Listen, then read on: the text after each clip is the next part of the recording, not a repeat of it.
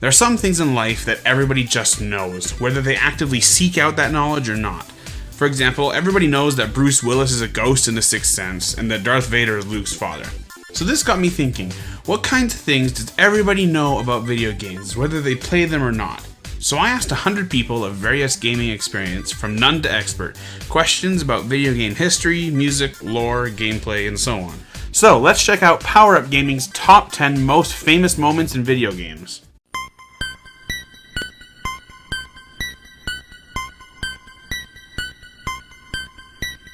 This one is kind of surprising considering it's more of a Pokemon urban legend than an actual true story. Now, if you aren't familiar with the Lavender Town suicides, the tale usually goes like this. In 1996, after the Japanese launch of Pokemon Red and Green, but before the launch of Red and Blue, an eerie phenomenon began to take place. A record-high spike in children committing suicide was recorded, and allegedly, the cause of most of these suicides was Lavender Town, the ghost town in the very first Pokemon game. Researchers discovered that a combination of the town's eerie purpose, which was a place to bury the dead and not fainted Pokemon, and its background music were the driving factors in the suicides. The music contained harmful frequencies and tones, or something like that young ears were especially sensitive to, and these frequencies led children to feeling sick, nauseated, and depressed. Due to this, the music was altered prior to the worldwide release. Now, it is true that the music was changed after the Japanese release, and it has been proven that, yes, in fact, the song can have some negative effects on some people. But I've listened to the unaltered Japanese music track, and while it's unsettling and a little hard on the ears, I'm still here, right? But, like all urban legends, perhaps the sick and twisted Pokemon trainer inside each of us just wants it to be a little bit true.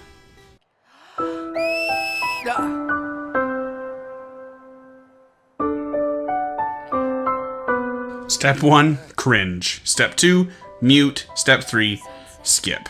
Just kidding, you can't skip this cutscene because it's Final Fantasy X, and why on earth would Square Enix allow you to skip a cutscene?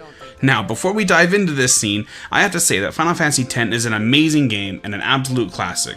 The battle system is top-notch, and the visuals, especially for the time, are gorgeous, and the story is incredible and emotional. If you watch that final scene and don't get at least a single tear in your eye, then you're as heartless as an enemy from Kingdom Hearts. Final Fantasy X is also the first Final Fantasy to feature spoken dialogue, and while that was a huge step for the series and games in general, the script and voice acting are, well, let's call them sinful. At no point in the game is the terrible dialogue and awkward delivery more apparent than in this classically awful scene. In an attempt to cheer up a depressed Tidus, Yuna urges the protagonist to laugh out loud even if he doesn't feel like it. This will apparently make him feel better, but all it does is make me feel uncomfortable.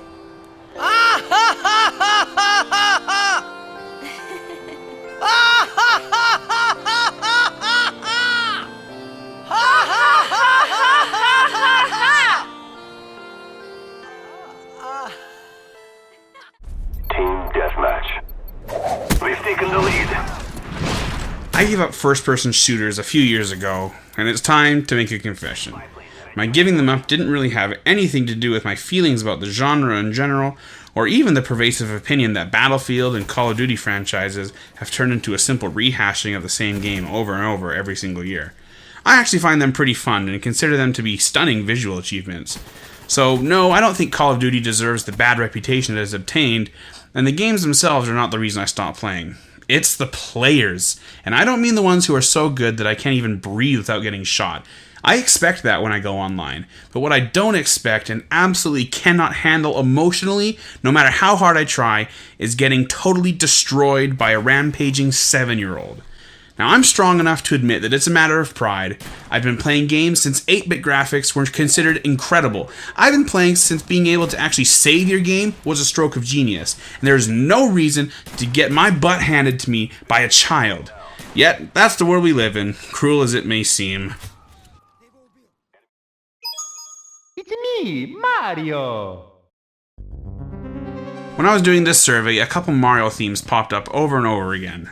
Things like Mario wears red and Mario is a plumber were things that everybody knew. And another one is that Mario is an absolute dick when it comes to obeying the laws of physics.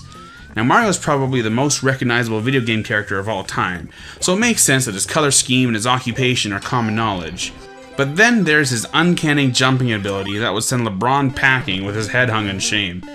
Now, I realize that originally Mario was called Jumpman, and that's just fine and good.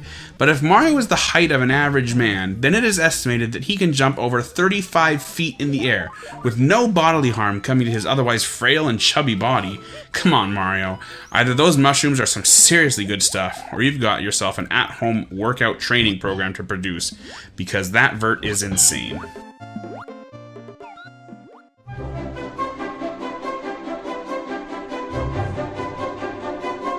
In 1982, the most influential sci-fi film since Star Wars was released, and the bigwigs over at Atari saw E.T. as a potential goldmine for their increasingly popular Atari 2600 home console.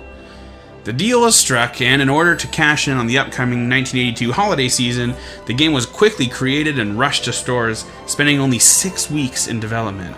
Atari created more ET units than there were actual consoles in existence, hoping that the game would be successful enough to give the 2600 a second win. What happened next is not easy to hear. The game was an instant failure, and to this day is considered to be the worst video game of all time.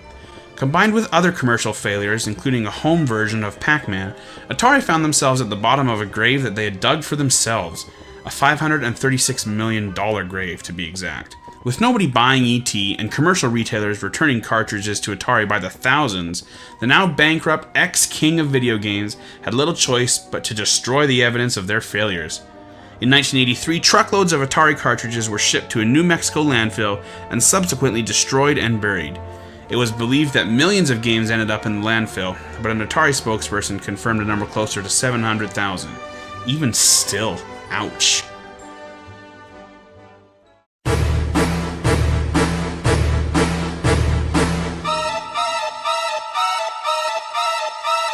Now, I've already talked about a famously cringe-worthy Final Fantasy scene, so let's talk about an infamously heartbreaking one. Final Fantasy VII was a groundbreaking game and helped cement the Final Fantasy series' place and RPGs as a whole in North American and European culture. Final Fantasy VII's rich story and lovable characters are the driving force of this PS1 classic, and fans still clamor for a full HD remake. None of this PC port stuff, swear. Seriously.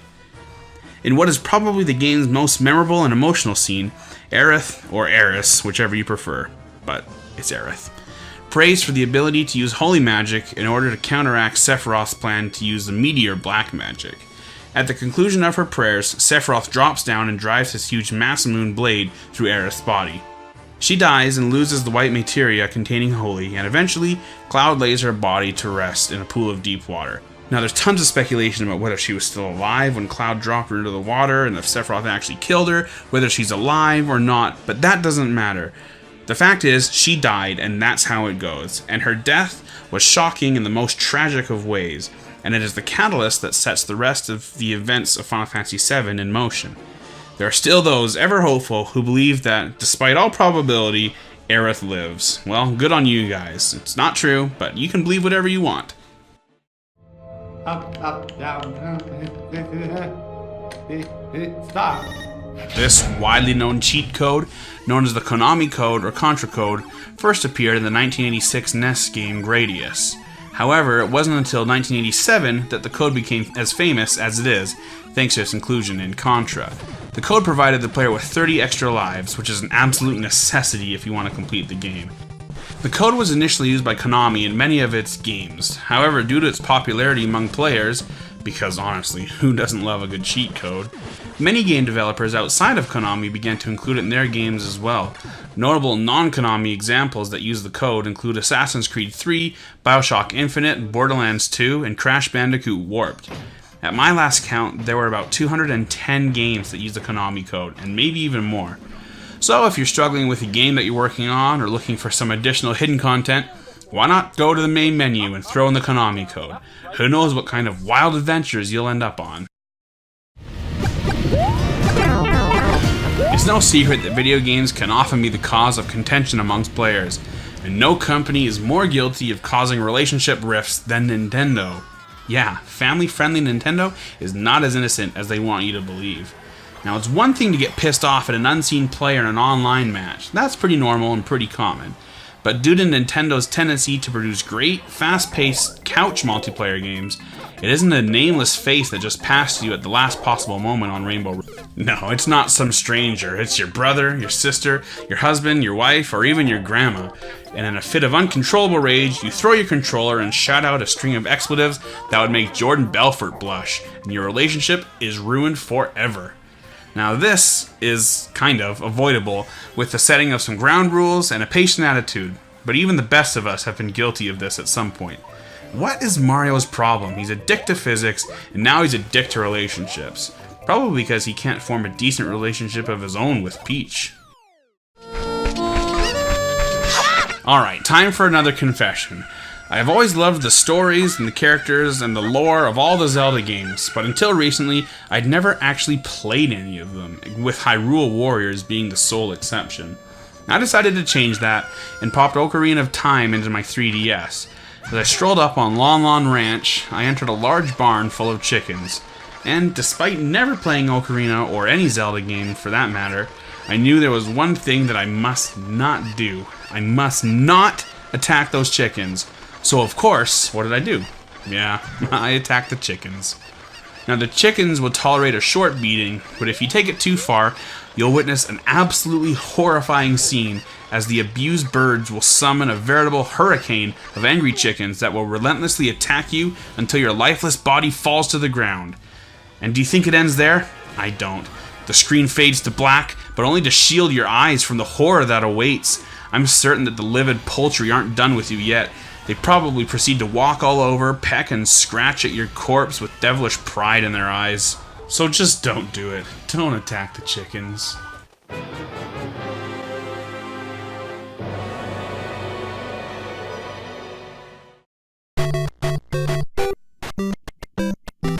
It stands to reason that Mario would be prominent in people's minds when asked about video game history, hence his many appearances throughout this survey.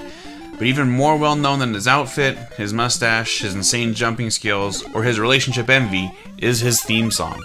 The ground theme, or Super Mario Bros. Theme, composed by Koji Kondo, is, without a doubt, the most famous video game musical theme of all time, ahead of the Legend of Zelda theme and the Prelude from Final Fantasy, as well as other Super Mario themes. The song went on to be used in hundreds of other games, including titles outside of the Mario series. Kondo has stated that the song was difficult to compose and underwent an unprecedented number of revisions until it became the song that we know so well today. I remember getting my first cell phone and being ecstatic about the possibility of having this theme as my ringtone. So, to Kondo and the Super Mario Bros. Team, kudos on a job well done.